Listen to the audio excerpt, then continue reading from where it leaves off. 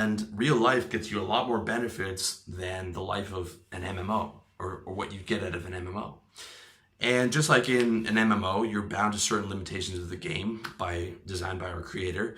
Okay, you can't fly or you can't jump through walls, or you can't look like a movie star, but there's a tremendous amount that you can do, okay? You can stay aware and reframe negative thoughts and beliefs. You can put together a new wardrobe for under $2,000. You can maximize your sexual market value. You can build a business and make 6 figures. You can change your posture, presence, learn how to speak with confidence, learn how to walk with a bit of a swagger. You can put on 50 pounds of muscle. You can start getting laid. You can get laid with multiple women at once. You can get insanely organized. You can create a social circle. I can go on, man. I can go on and on with this stuff. You have an incredible amount of control over your character when you're willing to put in the effort, and you see that having the persona is a necessity, and creating the best character, the best persona, the best avatar for yourself is only logical in the game of life, okay? In fact, that's just the basics. As your knowledge of the game deepens, you develop the power of influence, right? I'm speaking to you from this avatar right here, from speaking to Will Freemen right here.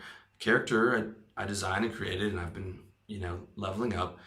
That this pays for my life. I make a living off my persona, off the expression of my will. And when you understand the game at a deep level, and you get to understand it at a deeper level, you have the power to do the same, and you have the power to create positive realities, not just for yourself, but for others, right? To create a more positive, happier reality for you, and a more positive, happier lifestyle for the people around you, okay? And that's a beautiful thing. So what it comes down to at the end of the day is this: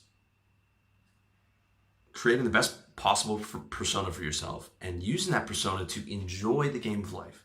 When you take on the frame of playing the game of life, living becomes much more fun. That's why I use it so often with you guys. I use that frame, okay, or that map. Now, it's just a mental map, okay, and the map is not the territory, but it's a very useful map for navigating your way through life.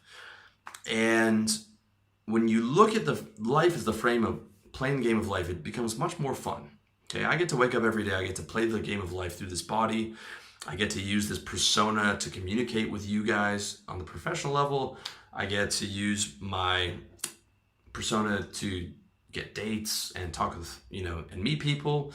I get to enjoy my thoughts and letting my thoughts wander and thinking about different things. I get to level up and help people. I get to date women. I get to see sunrises. I get to drive my motorbike. All these other fun things in the game of life.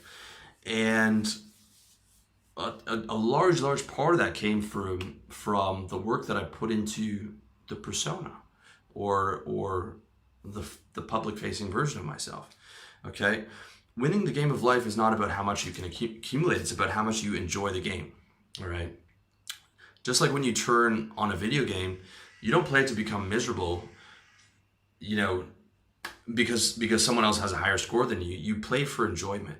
So you create the best possible persona for yourself to navigate your way through life, because it's a necessity to have a persona, and you do it because it's the most enjoyable way to go through the world, okay? You play a video game for enjoyment. You should look at the same frame as playing life for enjoyment, okay?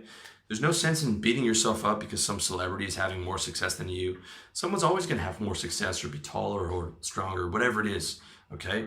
All you need to do is focus on your game, beating your own personal bests, enjoying the journey, leveling up your persona, adding more attributes, adding more income, adding more, whatever it is that you're interested in, okay? That's the smart thing to do. That's the most logical thing to do, and it's the fun thing to do.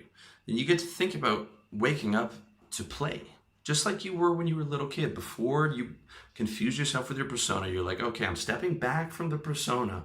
Instead, I'm just going to use the persona as my instrument to play this game, right? I'm not going to get all upset. Someone insults me. I'm not going to get all worked up over these things. That's just, all that stuff is just coming through my persona. Okay, I'm going to try and go back to as much of that childhood happiness that I can get, even though now that I'm an adult, and I'm going to try and do it by making life fun again, Okay, I'm going to try and walk with lightness of step and lightness of spirit. And I can think about charming and greeting everyone I met like I was when I was a little kid. And I'm going to think about doing something every day to level up my avatar. And I'm going to think about studying the game, learning how to influence and learning how to maybe help other people and how to create newer and cooler realities. And in short, you're going to think about making your life and your persona and everything as fun and enjoyable as possible. And that's it, baby. So I hope you found that useful. Again, check out part 1 if you haven't watched it already. And again, check out the article because there's a lot of information in there. And we're going to be doing a lot more work on this stuff in the next couple of years. There's going to be a lot of deeper stuff in terms of playing the game of life and understanding the game of life that's really going to blow your mind. So if you like that, please let me know in the comment section and stay tuned because there's going to be a lot more of this stuff coming